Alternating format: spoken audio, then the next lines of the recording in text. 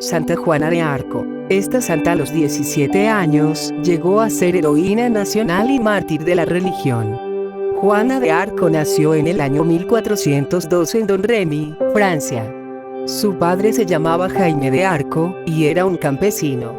Juana creció en el campo y nunca aprendió a leer ni a escribir. Pero su madre, que era muy piadosa, le infundió una gran confianza en el Padre Celestial y una tierna devoción hacia la Virgen María. Cada sábado la niña Juana recogía flores del campo para llevarles al altar de Nuestra Señora. Cada mes se confesaba y comulgaba, y su gran deseo era llegar a la santidad y no cometer nunca ningún pecado. Era tan buena y bondadosa que todos en el pueblo la querían. Su patria Francia estaba en muy grave situación, porque la habían invadido los ingleses, que se iban posesionando rápidamente de muchas ciudades y hacían grandes estragos. A los 14 años la niña Juana empezó a sentir unas voces que la llamaban. Al principio no sabía de quién se trataba, pero después empezó a ver resplandores, y que se le aparecían el arcángel San Miguel, Santa Catalina y Santa Margarita, y le decía: tú debes salvar a la nación y al rey. Por temor no contó a nadie nada al principio, pero después las voces fueron insistiéndole fuertemente en que ella, pobre niña campesina e ignorante, estaba destinada para salvar la nación y al rey, y entonces contó a sus familiares y vecinos. Las primeras veces las gentes no le creyeron, pero después, ante la insistencia de las voces y los ruegos de la joven, un tío suyo se la llevó a donde el comandante del ejército de la ciudad vecina. Ella le dijo que Dios la enviaba para llevar un mensaje al rey. Pero el militar no le creyó y la despachó otra vez para su casa. Sin embargo, unos meses después Juana volvió a presentarse ante el comandante, y ante la noticia de una derrota que la niña le había profetizado, la envió con una escolta a que fuera a ver al rey. Llegada a la ciudad, pidió poder hablarle al rey. Para engañarla, se disfrazó de simple aldeano y colocó en su sitio a otro. La joven llegó al gran salón y, en vez de dirigirse hacia donde estaba el reemplazo del rey, guiada por las voces que la dirigían, se fue directamente a donde estaba el rey disfrazado, y le habló y le contó secretos que el rey no se imaginaba. Esto hizo que el rey cambiara totalmente de opinión acerca de la joven campesina. Ya no faltaba sino una ciudad importante por caer en manos de los ingleses. Era Orleans, y estaba sitiada por un fuerte ejército inglés. El rey Carlos y sus militares ya creían perdida la guerra. Pero Juana le pide al monarca que le conceda a ella el mando sobre las tropas. Y el rey la nombra capitana. Juana manda hacer una bandera blanca con los nombres de Jesús y de María, y al frente de 10.000 hombres se dirige hacia Orleans. Animados por la joven capitana, los soldados franceses lucharon como héroes y expulsaron a los asaltantes y liberaron Orleans. Luego se dirigieron a varias otras ciudades y las liberaron también. Juana no luchaba ni hería a nadie, pero al frente del ejército iba de grupo en grupo, animando a los combatientes e infundiéndoles entusiasmo, y varias veces fue herida en las batallas.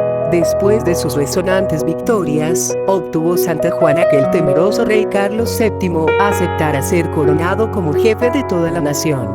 Y así se hizo con impresionante solemnidad en la ciudad de Reims. Pero vinieron luego las envidias, y entonces empezó para nuestra santa una época de sufrimiento y de traiciones contra ella. Hasta ahora había sido una heroína nacional. Ahora iba a llegar a ser una mártir. Muchos empleados de la corte del rey tenían celos de que ella llegara a ser demasiado importante, y empezaron a hacerle la guerra. Faltaba algo muy importante en aquella guerra nacional: conquistar a París, la capital, que estaba en poder del enemigo. Y hacia allá se dirigió Juana con sus valientes. Pero el rey Carlos VII, por envidias y por componendas con los enemigos, le retiró sus tropas, y Juana fue herida en la batalla y hecha prisionera por los borgoñones. Los franceses la habían abandonado, pero los ingleses estaban supremamente interesados en tenerla en la cárcel, y así pagaron más de 1000 monedas de oro a los de Borgoña para que se la entregaran, y la sentenciaron a cadena perpetua. Los ingleses la hicieron sufrir muchísimo en la cárcel. Las humillaciones y los insultos eran todos los días y a todas horas, hasta el punto que Juana llegó a exclamar: esta cárcel ha sido para mí un martirio tan cruel, como nunca me había imaginado que pudiera serlo. pero seguía rezando con fe y proclamando que sí había oído las voces del cielo, y que la campaña que había hecho por salvar a su patria, había sido por voluntad de Dios. En ese tiempo estaba muy de moda acusar de brujería a toda mujer que uno quisiera hacer desaparecer. Y así fue que los enemigos acusaron a Juana de brujería, diciendo que las victorias que había obtenido era porque les había hecho brujerías a los ingleses para poderlos derrotar. Ella apeló al sumo pontífice, pidiéndole que fuera el Papa de Roma el que la juzgara, pero nadie quiso llevarle al Santo Padre esta noticia, y el tribunal estuvo compuesto exclusivamente por enemigos de la santa.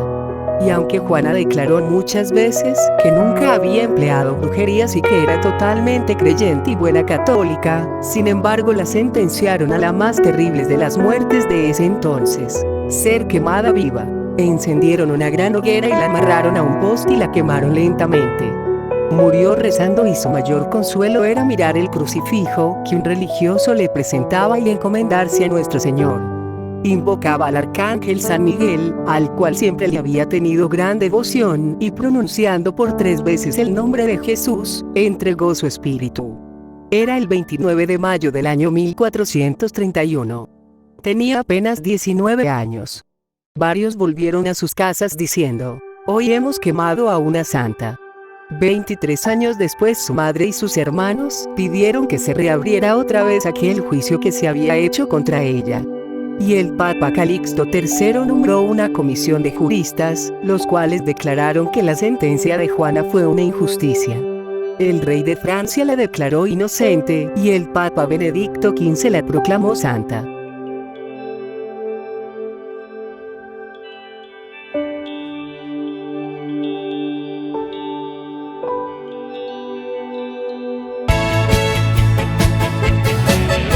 Ser santo hay que ser feliz, no hay santidad sin felicidad. Para ser santo hay que ser feliz primero.